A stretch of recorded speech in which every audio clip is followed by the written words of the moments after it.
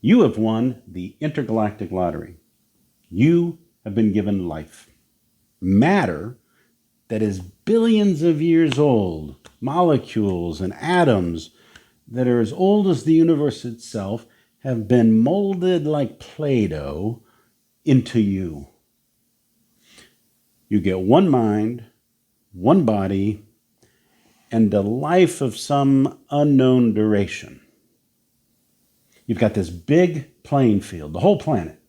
Now, there's some places you can't go and a couple other places you shouldn't go, but for the most part, it's a pretty wide open playing field, and you can do just about anything you want. There aren't really a lot of rules. You've got gravity, okay. You should be nice to each other, which is more of a suggestion than a rule, but other than that, what do you want to do with your one and only life? What are you going to make of it? Some people place an emphasis on people and relationships. Make friends all around the world, find a life partner and raise a family, and find that the meaning of life to them is about people and connection. Some people want travel and adventure. I can see that. I mean, this is a pretty spectacular planet. There are some beautiful places, and it's so rich in culture and food. I think you could spend lifetimes exploring the world. I don't know, maybe some of all of it, you know, a couple things from column A, a little bit from column B, just a whole smorgasbord of all of these things. Some blend might be ideal. In fact, I think for me, I want a little bit of all of it. And that sounds like a life well spent. This is kind of like a big game. You've been given this big playing field, and now you get to go play. You know, it takes a while to grow up, so you kind of got to put up with that for a while. But now you're an adult, and you have this playing field, and the mind and the body, and it's developed quite a bit, which you can continue to develop, by the way. But now you get to go play. Now, the point of the game is to figure out the point of the game. At least that's what I think it is. And not just the point of the game for me. The point of the game is for you to figure out the point of the game for you. What is this all about? What do you want out of all of this? Go figure it out. Go exploring for a while and find the things that matter most to you. And then spend the rest of your life enjoying doing that. To me, that would be a life well lived. But that's for me. Point of the game for you, I don't know. You should start working on that. And in order to do that, you're going to want to start paying attention. I want to tell you something that it took me a long time to learn, and I wished either someone had explained it to me or I had been paying better attention when they were explaining it to me, because I missed it for a long time. In this life, you need to manage resources, like in a lot of games. The resources in this game are time, money, and energy. All right, now there's probably more, but for our purposes here today, time, money, and energy. And let's break it down. We'll talk about each a little bit. But first, a caveat. These resources are limited resources, meaning there's only so much that you possess. Time is limited. You only get so many years here. And a day is only so long. You can't grow more.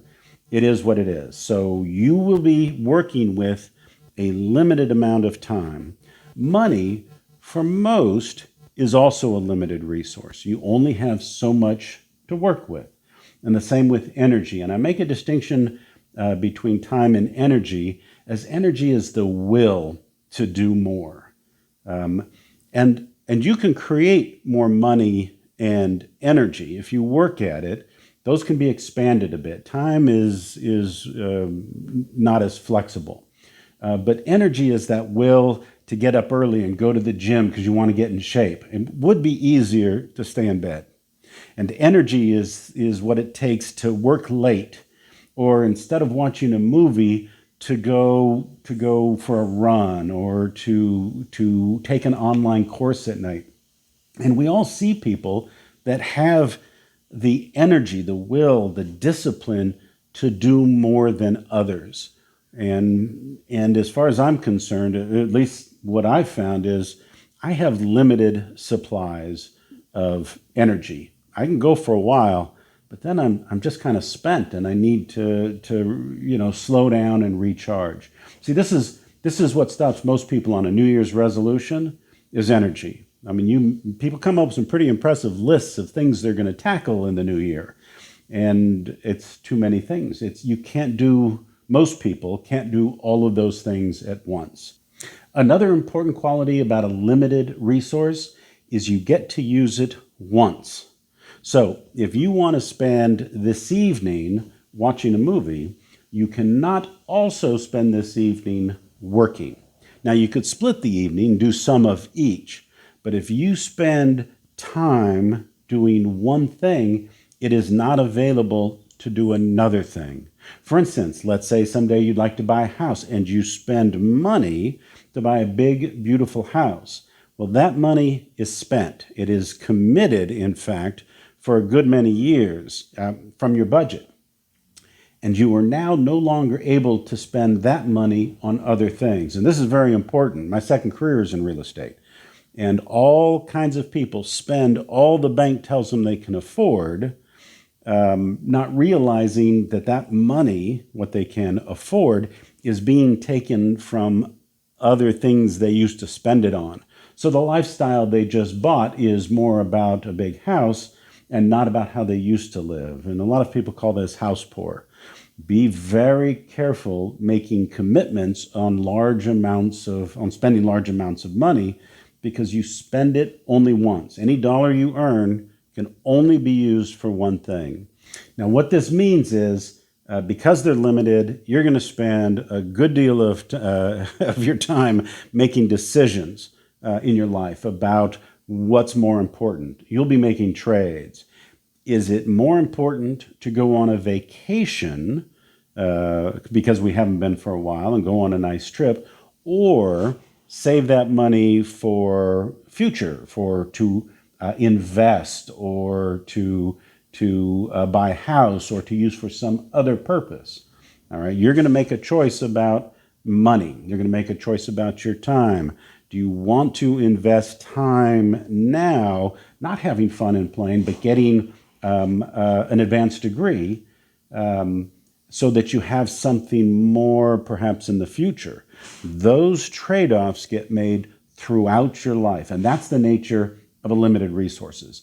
Is it forces you to barter with yourself. What's more important? Is this today more important than that tomorrow? And this today, this is a tough one. This is one you'll wrestle with. Having this today always seems better than this tomorrow. And it takes discipline to make those trade-offs. You're going to want to get comfortable making trade-offs and prepare to make decisions that serve your life, the things that you value, the things that you want from your life best. Is that a trip around the world now while you're young? You got the energy to do this? I've seen people make that trade. It's inspiring. That's not necessarily a bad trade. Or do we work really hard now so that we have money, so that we have financial independence when we're older? As far as I'm concerned, time is the real currency of life. You're born and you get so much, and then that's the end of it. And that's kind of the point. You don't get to take anything with you. You have a certain amount of time here to play the game. As far as I'm concerned, time is extraordinarily valuable. Make the most of it. And that doesn't mean don't goof off and enjoy yourself. In fact, I think one of the best things you can do is enjoy yourself. And so I make plenty of time to do things that I like. I like fly fishing. I can spend days on end climbing in a mountain stream. And as far as I'm concerned, that's about as close to the meaning of life as it gets. A lot of times we sell time so that we have other things, like money. All right? You can sell years of your life to buy things. So let's say you want to buy a house someday. Well, How many years of your life are you willing to sell to buy a house or to take a trip or to get a car? Yeah, you're essentially selling years of your life to buy the things that you'd like to buy. Okay, you should recognize that you're not just spending the money that you have or the bank tells you.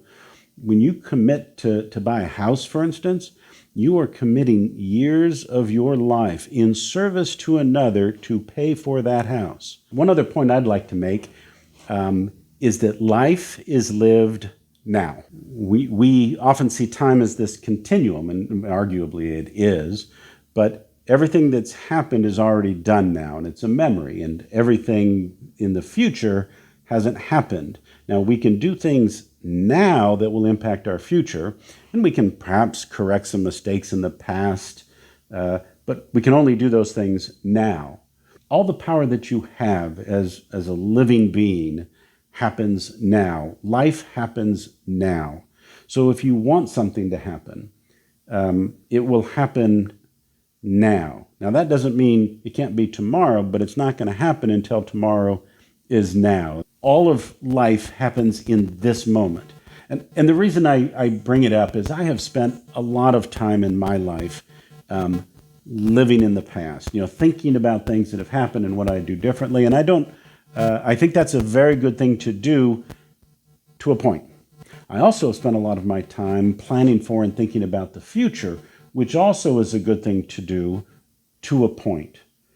I think I could have spent more time aware of the influence and control of now, of being able to, in any given moment, make choices that give me the life I want, either doing the thing I most want or preparing for the thing I most want. But all the action, life is benefited by action, taking action for the things that you want.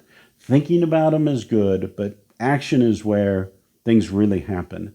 And action only happens now. It only happens in the moment that you're in for that moment. So being able to stop what you're doing if it's not serving you and do something else in a moment is immensely powerful. You're also going to need money.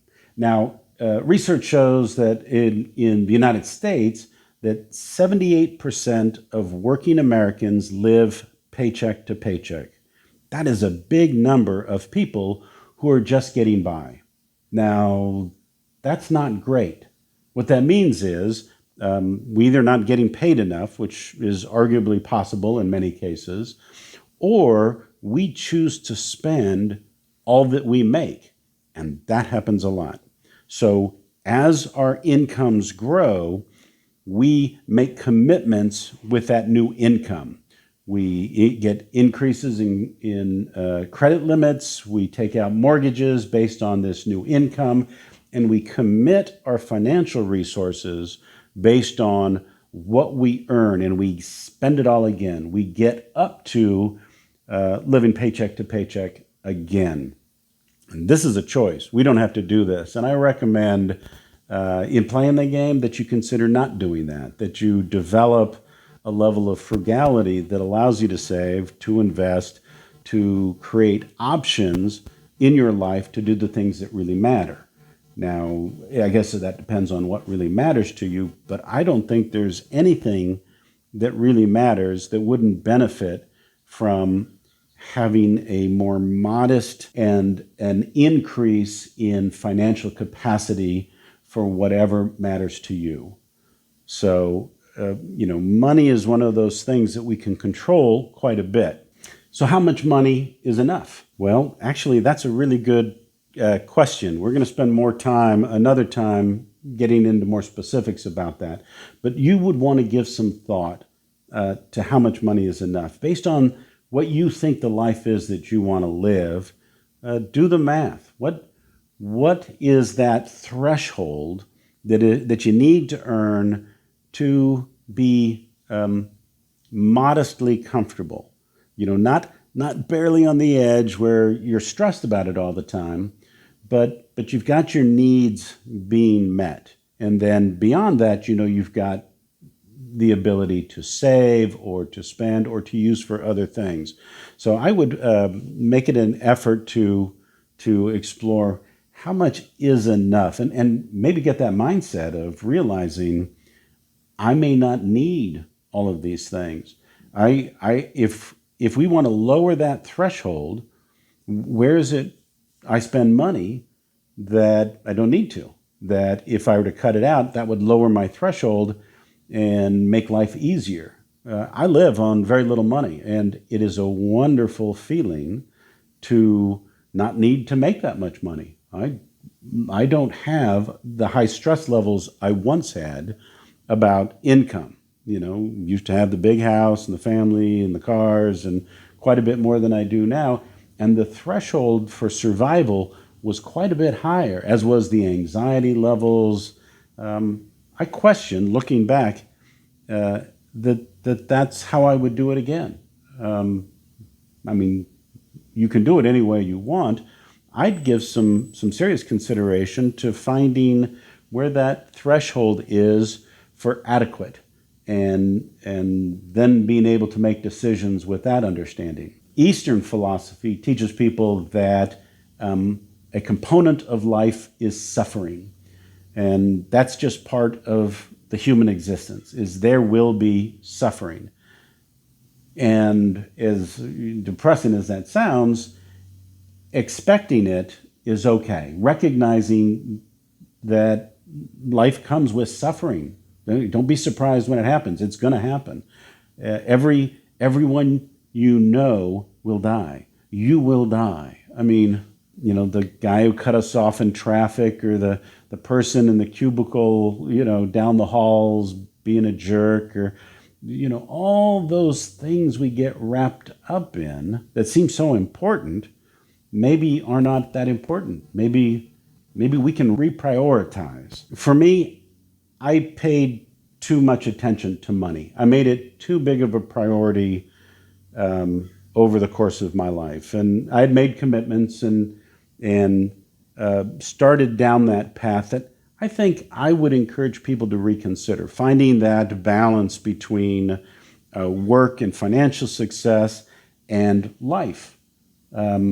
I guess there was a period of time where I imagined, being a captain of industry or something financially rewarding at a very high level. And I've had successes, but they come with failures along the way. Life is a bumpy road, so plan for that. But I don't know that I would choose that again. I think that recognizing that money is just it's a man-made thing, and that the real currency is life. It's time here to do the things that you want to do.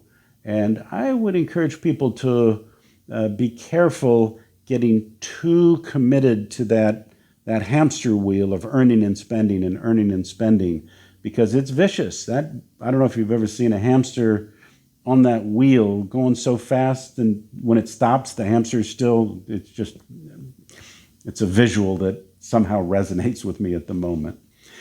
And briefly on energy. Energy is that willpower.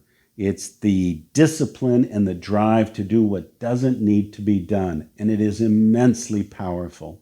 When you are able to put aside what you want to do right now to do something that you don't want to do right now for some future benefit, that is immensely powerful and can have huge impact over the course of your life. Being able to defer gratification for something bigger than you, something more important, something you want more than the satisfaction in this moment.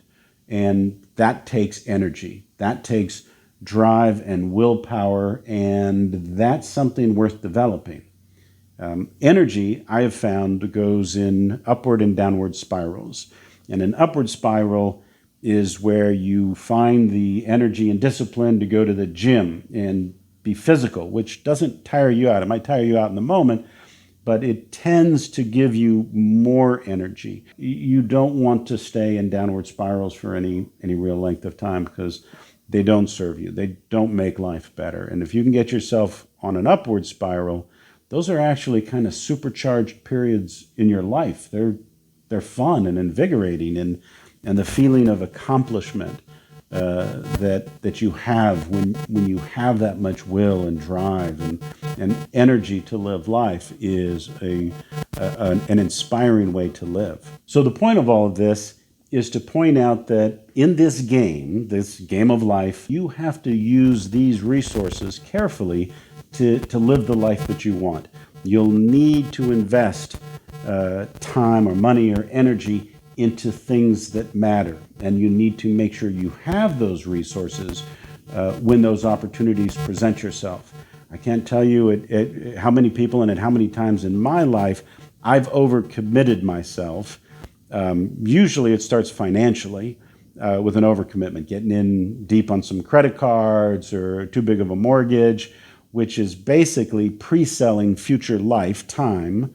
And it's exhausting when you've had the benefit today, but in 2 years, you're still paying off the benefit you had 2 years ago.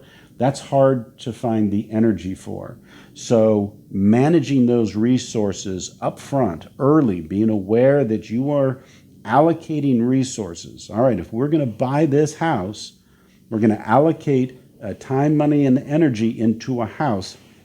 That means we do not have that time, money, and energy for other things. That might mean we are not going on family vacations for the next 5 years because that money is allocated. And I find a lot of people have discovered this after they allocated the money because the bank said you can afford it. Well, the bank didn't tell them we're reallocating your money. That's a bitter pill to swallow. So up front, before you allocate your resources on anything, make sure it's what you really want, that serves the things you value in life, that is behind and supports the life that you wanted to have, the game that you want to play, and not necessarily just going along with the flow. This is what people do. They get married and they buy a house and they have kids. Don't do what everyone else does just because that's the natural flow of life. I would say figure out what you want, and as you invite people into your world, make sure that your values align, especially in choosing a partner. Make sure that you want the same things from life and have comparable visions. Or you're open to some compromise between visions that's exciting to you. At every point, you're going to have to manage these resources so that they serve you best throughout your life.